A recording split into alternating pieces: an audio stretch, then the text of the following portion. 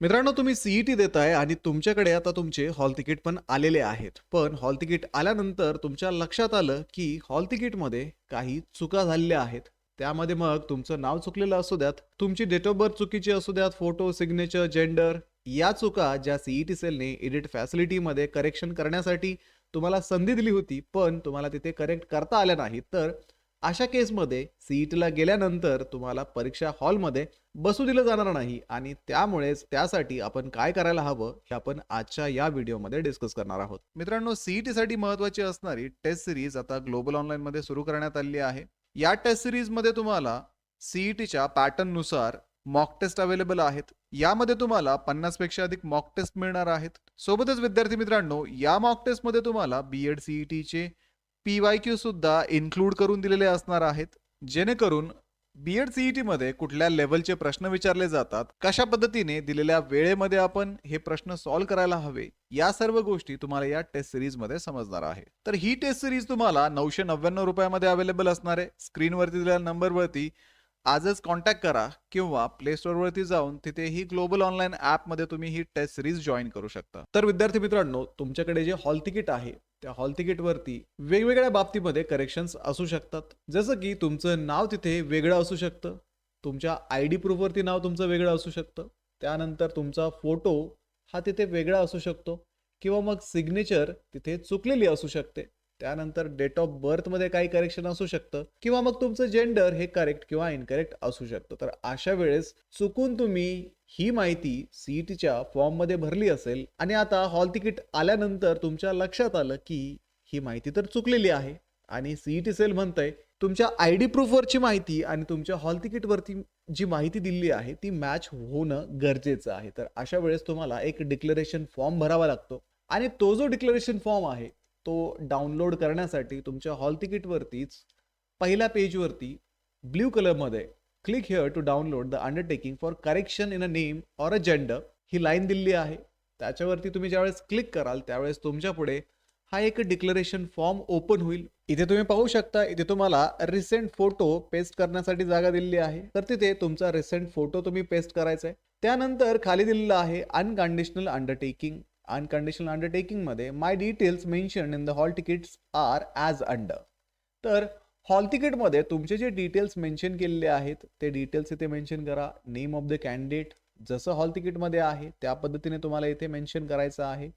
Date of birth जी hall तिकीटमध्ये दिलेली आहे ती मेन्शन करा. ॲप्लिकेशन नंबर तुमच्या हॉल तिकीटवरतीच असेल.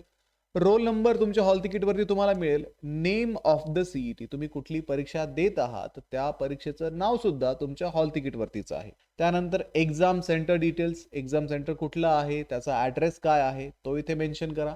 या 6 गोष्टी मेन्शन केल्यानंतर खाली लिहिलेलं आहे, it is clearly understood by me that name, photo, signature, date of birth, gender printed on my hall ticket and application form is filled wrongly by me. I understand that CET cell is permitting me to appear for the above examination by verifying my self-certified copy which is enclosed to the undertaking. तर विद्यार्थी मित्रांनो, या declaration form सोबत तुम्हाला तुमची डॉक्युमेंटची एक self certified copy पण घेऊन जाण्याची गरज आहे. समजा तुमच्या नावामध्ये बदल असेल तर ज्या डॉक्युमेंटवरती तुमचं नाव करेक्ट आहे त्या डॉक्युमेंटची झेरॉक्स तुम्ही घेऊन जायची आहे. सोबत त्या डॉक्युमेंटची ओरिजिनल कॉपी पण घेऊन जा. त्यानंतर त्यानंतर incorrect information filled in by the candidate तुमच्याकडनं कुठली चुकीची माहिती भरली गेली होती हे तुम्ही याच्यावरती मेन्शन करायचं आहे. आणि correct information of the candidate समजा तुमच्या नावामध्ये चूक आहे तर चुकीचं नाव काय होतं ते वरच्या लाईनला मेन्शन करा.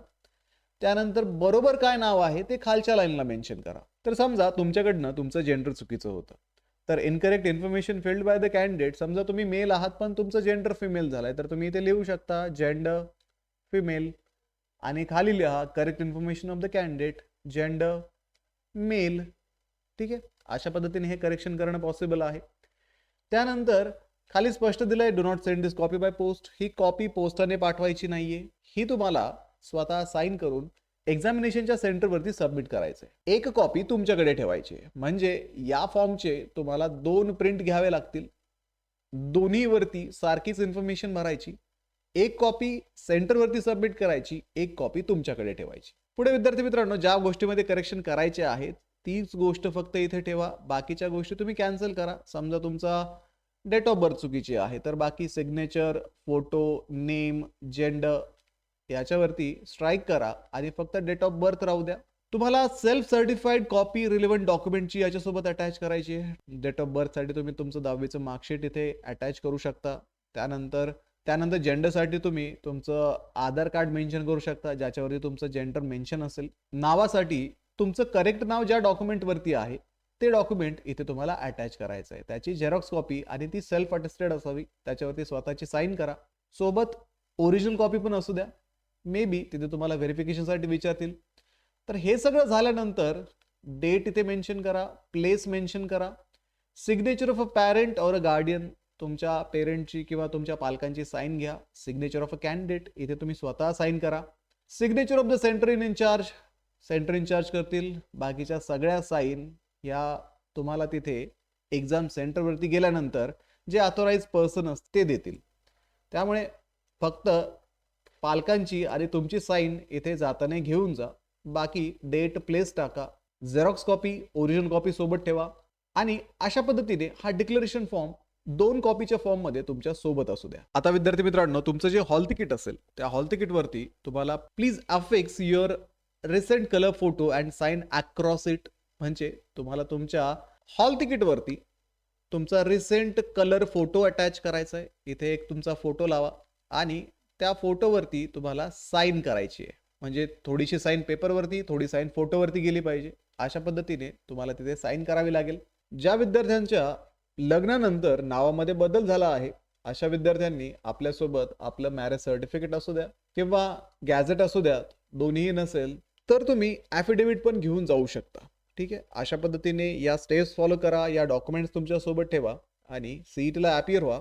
तसेच या सीईटीचं प्रिपरेशन करण्यासाठी ग्लोबल ऑनलाईनमध्ये आता टेस्ट सिरीज सुरू आहे. या टेस्ट सिरीजमध्ये तुम्हाला सीईटीच्या पॅटर्ननुसार मॉक टेस्ट अवेलेबल आहेत. यामध्ये तुम्हाला 50 पेक्षा अधिक मॉक टेस्ट मिळणार आहेत. सोबतच विद्यार्थी मित्रांनो, या मॉक टेस्टमध्ये तुम्हाला बीएड सीईटीचे PYQ सुद्धा इन्क्लूड करून दिलेले असणार आहेत, जेणेकरून बीएड सीईटी मध्ये कुठल्या लेवलचे प्रश्न विचारले जातात, कशा पद्धतीने दिलेल्या वेळेमध्ये आपण हे प्रश्न सॉल्व्ह करायला हवे, या सर्व गोष्टी तुम्हाला या टेस्ट सिरीज मध्ये समजणार आहे. कारण विद्यार्थी मित्रांनो, आपण प्रिपरेशन कितीही केलं तरी शेवटी MCQ आपण सॉल्व्ह केले, सीईटी मध्ये कशा पद्धतीचे MCQ विचारले जातात या गोष्टी जर आपल्याला माहिती असतील तरच परीक्षेमध्ये सुद्धा आपल्याला चांगले मार्क्स मिळणं पॉसिबल होतं.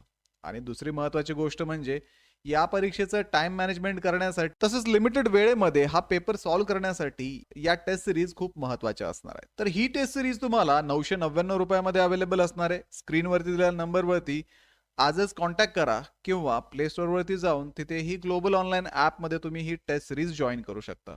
तसेच डिस्क्रिप्शनमध्ये आणि पिन कमेंटमध्ये तुम्हाला या टेस्ट सिरीजची लिंक दिलेली आहे. आजच ती लिंक चेक करा आणि टेस्ट सिरीज जॉईन करा. तर व्हिडिओला लाईक करा, तुमच्या मित्रांना हा व्हिडिओ शेअर करा. ग्लोबल ऑनलाईनला आत्ताच सबस्क्राईब करून ठेवा, कारण या चॅनलवरती सीईटी विषयी महत्त्वाचे अपडेट्स रेग्युलर मिळत असतात. भेटूया पुढच्या व्हिडिओमध्ये. तोपर्यंत एक्झामचं प्रिपरेशन सुरूच ठेवा. थँक्यू.